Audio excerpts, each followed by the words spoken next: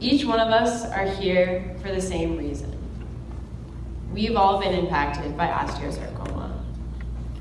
You are either a warrior, family member, or friend. Each perspective has their own set of heartbreaking challenges. I've had the pleasure of being all three. But another group that I would like to thank for coming are the researchers. I appreciate all the time and dedication that you have contributed towards making it better for patients and survivors like me. I hope that you took the time to talk to families around you and hear their story. You will see that your work truly makes an impact on so many lives. I'm going to tell you about just one of the many. So, I have 3 siblings. I have 2 older brothers. That's Alex, and that's my brother Brent, and this is my younger sister, Olivia. So, both Brent and I have Lee-Fraumeni syndrome, which is a predisposition to all forms of cancer. Between the 2 of us, we had 8 cancers and spent the better part of a decade in the hospital. Our story is definitely long enough to fill a whole entire novel, so I'll kind of focus on the big parts. In 2011, my brother Brent was diagnosed with osteosarcoma. But this was our second cancer, and this was my first through the eyes of a sibling.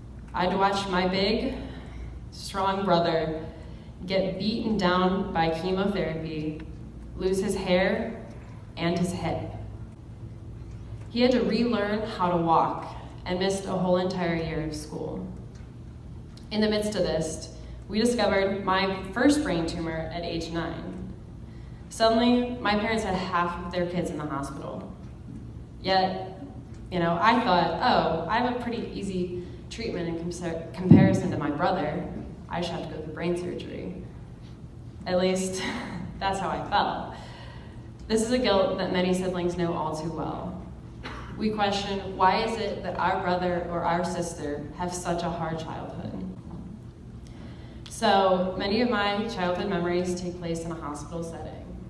In 2012, we spent my little sister's 4th birthday in a tiny Sloan Kettering hospital room, decorating the yellow isolation gowns with flowers to look like dresses. This was after my brother had undergone an 18-hour surgery. We were told by every doctor that we spoke to that Brent was going to lose his leg. That was how it was going to be.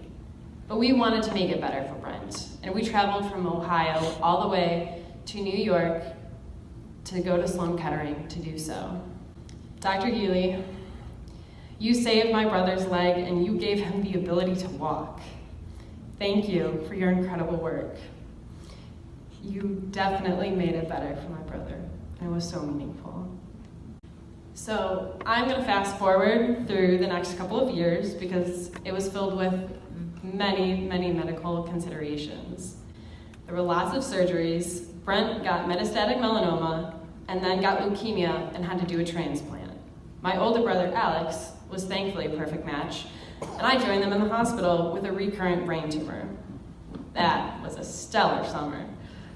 Later, Brent got necrotizing fasciitis, and Alex was kind enough to give him some skin on top of those stem cells. We Ramers thought that we had seen and done it all. Then, in the summer of 2017, I got osteosarcoma. As soon as we had this news, Brent relapsed with AML, a cancer caused by the chemo that I was signing myself up for. But I dyed my hair purple, he dyed his blue, and we both started treatment.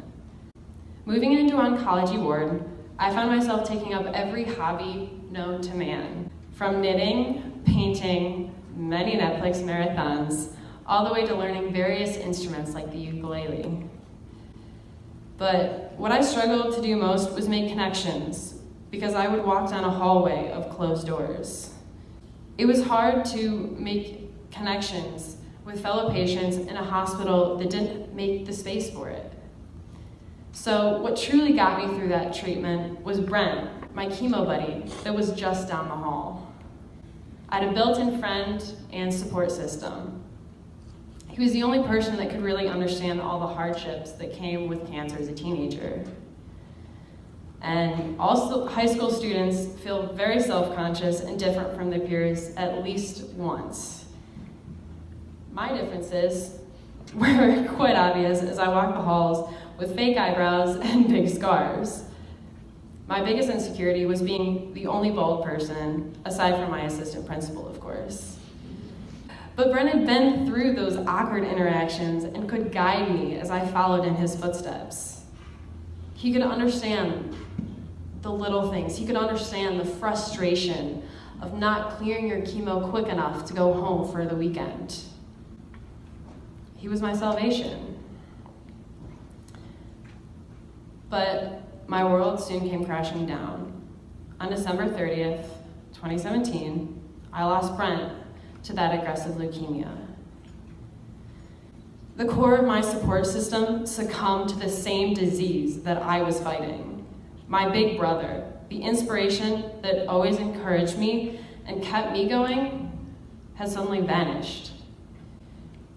3 days after his funeral, I returned to the hospital where Brent and I had spent years receiving treatment together. But this time, I was alone. In those final months, I fought a battle against cancer, but also the isolation of treatment. I finally understood how most patients feel throughout their whole entire treatment.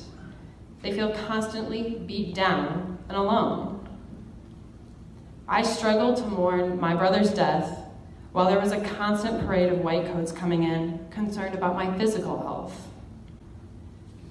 At the end of therapy, a second lesion was removed from my leg.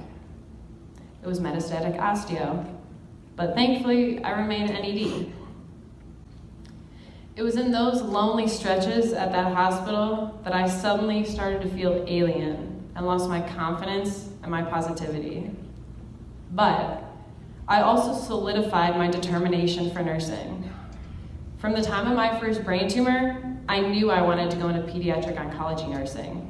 But my passion for that work was forged in my later experience when I realized that most people don't have their Brent, the Brent that I had, for guidance.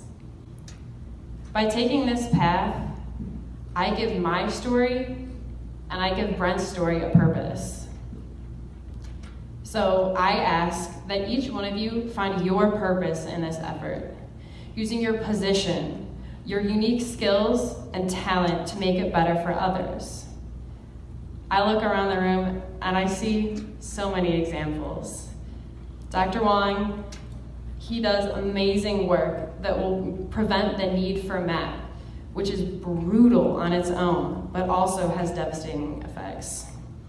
Mary, I don't think she's in here because she's up at HQ. She took on this beautiful role, bringing together the community at HQ, providing a space for healing fun and a break from that cancer life. And Graham, I thank you for bringing this whole osteosarcoma community together and channeling our efforts for collective good. You have empowered everybody to make it better in their own way. The resulting synergy is most impactful. So I believe that we can all make a difference, and I believe that we can all make it better. Thank you.